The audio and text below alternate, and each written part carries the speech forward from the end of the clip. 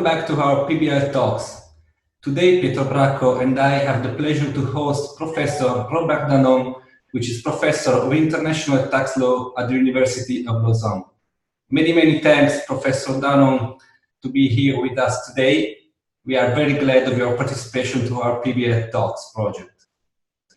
If I may start with the questions, we would like to have your opinion about the current challenges of the international tax system in the light of COVID-19, in particular with regards to international tax rules, but also in the light of non-tax agreements, such as bilateral investment treaties. Yes, thank you very much. Thank you very much for having me. I think, well, it's a bit cliche, but we are living very interesting times. I think that it's a lot for the international tax system to digest lately for various reasons. The first reason is that I think it's necessary to take a step back and see where we were when this unexpected crisis started to emerge. We were actually into the phase of trying to get a consensus, reshaping the international tax system in the area of the challenges raised by digitalization. We were indirectly touching on the fundamental notion between source and residence, and we were revisiting the notion of tax competition, and typically here I'm referring to the Pillar 2 of the digital economy agenda. Now, the work of the OECD in this area is still ongoing, but there are, I would say, broader challenges that have been triggered by the COVID crisis. And I think one of the most current, the most immediate challenges that we have been facing and that you have actually discussed very nicely in your previous session is how do we cope with existing rules? What is the impact of the crisis on the existing rules? I mean, we have touched upon the impact of the crisis in terms of tax treaties. How does this affect the mobility of workers? How does this affect the allocation of taxing rights between the state? And I think on that front, what actually we are seeing is that it's possible to manage the crisis, and it's possible to rely on existing rules with certain logical outcomes, as long as we are into a temporary situation. Likewise, from a transfer pricing perspective, there are, challenges which arise. There is little language in the transfer pricing guidelines, but I think that more will be expected soon on the issue of COVID-19. But the point is that it's manageable. I think what we may talk about a bit later in the discussion is what I call the crisis management. What will be the effect of this crisis, not only short-term, not only about seeing how this will impact tax treaties, transfer pricing rules short-term, but what will be the deeper and the long-lasting effect of this crisis on international tax policy. I think this, for me, is the most perhaps relevant topic, and how it will actually interact with the work that we were conducting before the crisis emerged. Thank you very much. A really clear overview, really helpful. Normally during our talk, we like, as you anticipated, we like also to speak about the future. We hope that the crisis shall finish and then we have a new world, a different world to manage. During one of our last talk with Professor Zepi Zhang from China, he mentioned a really interesting hint. So he said that he's of the opinion that we will have different behaviors of the state in the international arena for the future. So what do you think about this, the future and this approach? Yes, I think what this crisis naturally underscores, and I think if we go back to history, we can find similar behaviors in the past in similar crises. Of course, every crisis is different, but I think we can actually look at history, and I think what we are seeing as a general feature and a triggering factor of this crisis is that state intervention becomes more and more relevant, and the design of policy naturally to actually help the economy, to actually help the states, basically triggers an increased focus on state sovereignty. So that's, I guess, one element. There is an increased focus on state sovereignty and on the individual interest. What you see, actually, it's interesting because if you contrast the situation with what we were experiencing before the crisis, remember if you take the digital debate, for example, one area of friction was always a tension between unilateral measures and multilateral measures. And the whole idea of the digital economy project was essentially to switch off as much as possible unilateral actions. Now we are in a situation where states have to protect their own interests.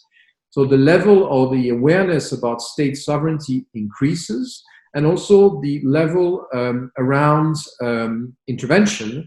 And here I'm referring to more broadly to subsidy, I'm referring to aids.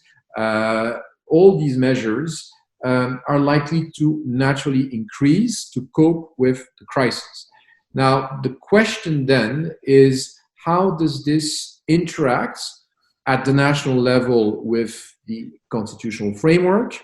This, of course, the tax system is not built to serve such purposes. It's not new, but it has always been reluctantly approached because the tax system, of course, should be neutral.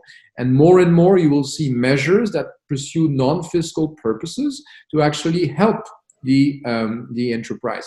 To give you an example, for example, in Switzerland, we always repeatedly have a debate about introducing tax that will be not completely neutral and that would infringe equality of treatment, the ability to pay principle, because they pursue non-fiscal purposes. And that is always approached a little bit with a certain skepticism, because the tax system is not actually built for that. It's the long-lasting debate about the function of tax expenditures, essentially.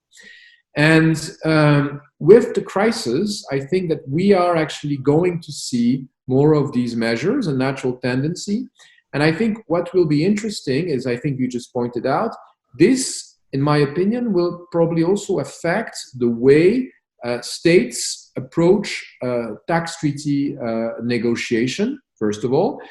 If you look at the 2017 OECD commentary, the update of the 2017 OECD commentary, you see that for the first time the OECD has made recommendations for states why they should enter into a tax treaty, what are the balancing factors. I think these balancing factors will become increasingly relevant as states engage into tax treaty negotiation post COVID-19, because they probably have different interests in mind. Another element which and there on that point, I guess I concur with the statements of the observation that was made in the previous post, in the previous webinar you mentioned. Another element, of course, is investor-state disputes. As I say, of course, states are likely to take more and more measures. The question there is, how will this actually interact with bilateral investment treaties? Bilateral investment treaties, of course, contain clauses that are secure a fair and equitable treatment of foreign investors.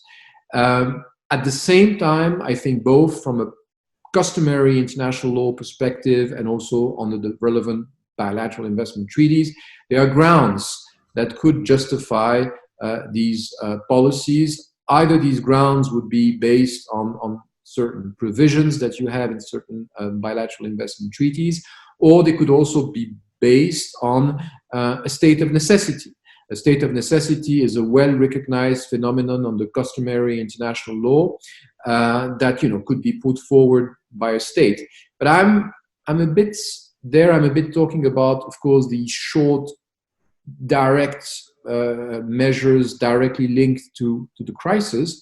What I'm actually wondering is whether the crisis post-COVID-19 will actually affect the investor-state climate, because states need more resources, more fiscal resources. To what extent will this actually increase disputes, also under bilateral investment treaties?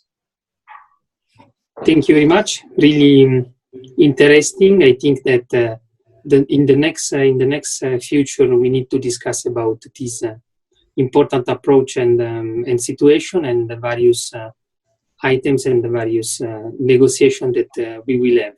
We will face in the next future. We have discussed also about during the talks that we will face losses in lots of companies, and so the problem of the defense of the state about the reset for income, it's really important. So I think that I think you're making a very good point on losses, if I may actually mention it. And I think what is interesting is that in the past, remember, we were talking about profit shifting.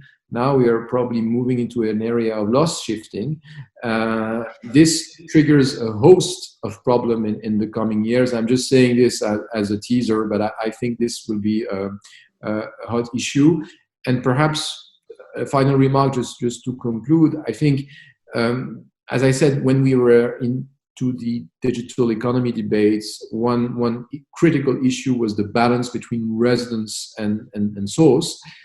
And I think that what will be interesting is how this COVID crisis will actually affect the balance between residence and source. The fact that the balance between residence and source was not revisited with the BEPS project, that you still have a classical residence threshold in tax treaties, for example. How will the current crisis perhaps trigger a new discussion, a new bargain of the international tax rules, not just about profit shifting, not just about aggressive tax planning, but something a bit deeper, addressing the allocation of profit at the international level. Thank you very much, Professor Danon, for your insight. It was very interesting to listen your point on these topics, and we hope to see you soon. Yes. Maybe in a beautiful lake of Lausanne or in Milano as well. My pleasure. All the best. Huh? Thanks. Bye-bye. To you. See you soon. Bye. Bye-bye. Thank you. Bye-bye.